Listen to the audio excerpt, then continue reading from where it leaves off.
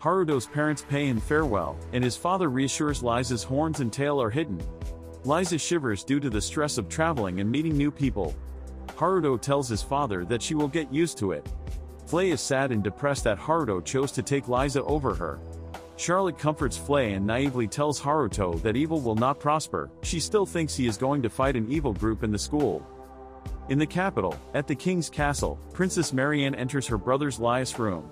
She comes with a letter from the Margrave Gold Xenophis. Before she tells him what the latter says, he expects it's that Haruto set off to the capital, and says she did not have to come this way to tell him. She responds that she worked hard to get the recommendation letter for Haruto as he wanted. It turns out to be Prince Laius who planned for Haruto to come to the school. Prince Laius is curious how Haruto is that strong. Since he was defeated by Haruto, he has been honing his magic and swordsmanship skills. He wishes that going to the same school as Haruto might help him understand. Princess Marianne mocks him for his defeat and tells him he is still cocky as ever. In return, Prince Laius reminds her how she refused to leave her room and budge till her father the king gave her the recommendation letter for Haruto. Angrily, she asks how he knew about it. He knew about it from the guards. Teasing her, he says that she seems to be obsessed with Haruto more than him. She says that she does not bear feelings for him. Laius did not mean that, but since his sister mentioned it, that makes him suspicious. Marianne the prince becomes shy about it, as Laius himself too. Laius, to finish the awkwardness, mentions weird cultists going around in the school. She is surprised that he heard about it too. It's called the Church of Lucifera, a new cult disguised as a branch of the state religion, the Church of Miha. It's said that they worship a demon and have extreme ideologies. Their influence is spreading throughout the kingdom. Some of them lately are bringing up the idea of throwing off the monarchy. In addition to that, there are increasing cases of aristocrats joining and funding them. There is even a rumor that the queen herself is the source of that funding. Laius does not understand what happened to his mother. She has changed widely through the last 5 years. And who placed that collar around her neck? Now, even her son Laius is afraid of her, knowing that she always has been a ruthless person. And she is becoming more extreme. It's known that the relationship between the king and queen is in bad shape. It's not strange if the Church of Lucifera uses that. Laius considers the idea that his mother is trying to destroy his father. What are they supposed to do? Marianne comes up with the idea that Haruto might be the one who changes the situation. He is very strong, that he might be able to crash an entire organization. Laius remembers that there is a hero of justice called the Black Knight in Margrave Gold's province.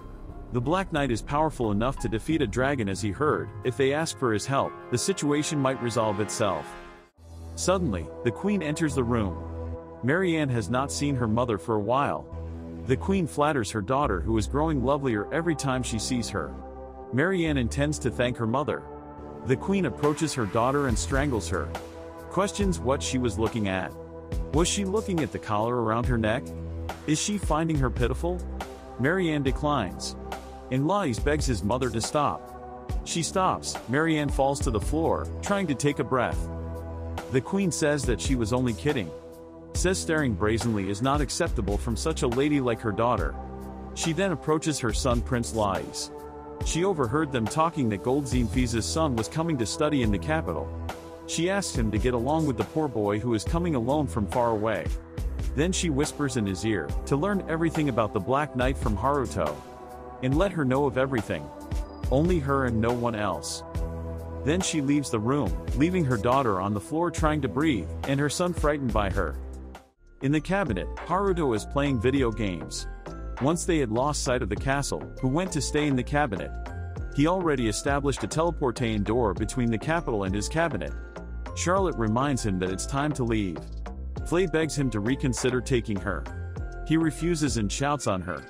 Charlotte ensures him she will take care of the place, and he can go resume his duties. Haruto gets up, and with Liza he crosses the door. He figures out that they still need to walk, because the door is far from the capital. Liza grabs his attention to a cart being followed by an evil bisons. They do not live in this province, and it might be going after them because it's hungry. Haruto consider ignoring it, but Charlotte will not forgive him if she knows about it, so he decides helping them.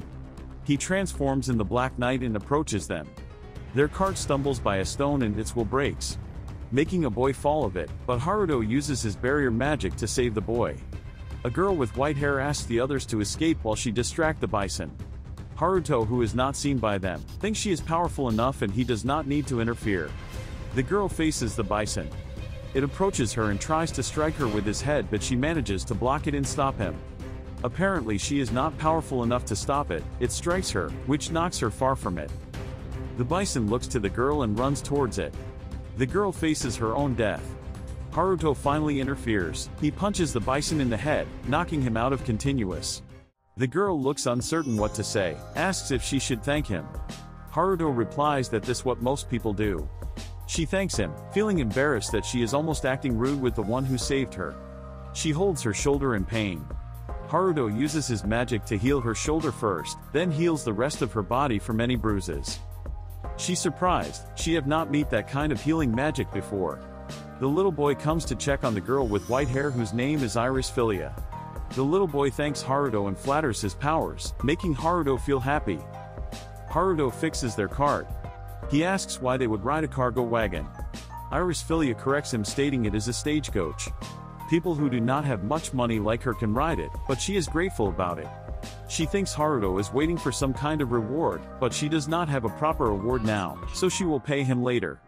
Haruto informs her that he does not take rewards of his heroic actions. But she insists.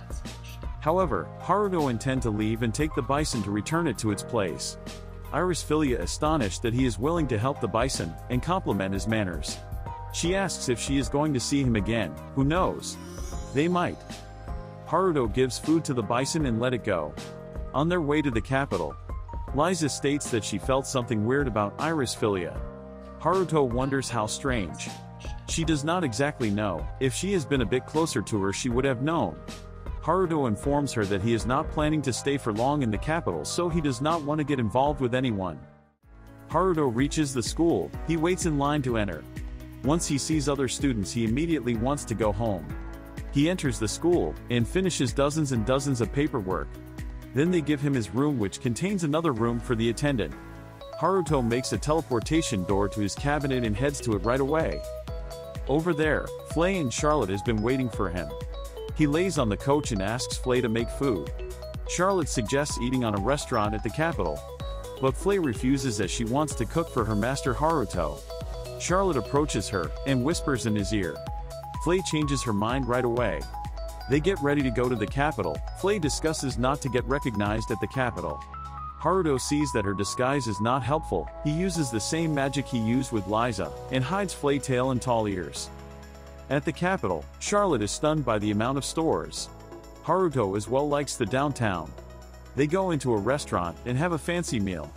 After finishing their meals, Charlotte pulls the capital map out and starts distributing the areas. Haruto questions what is happening. She explains, saying that they need to know the city as long as their enemy has a geographical advantage. Haruto decides to play along. They separate, except for Haruto and Charlotte. She surprisingly says that they are having a date. Haruto gets nervous. He has not been in date in both his lives.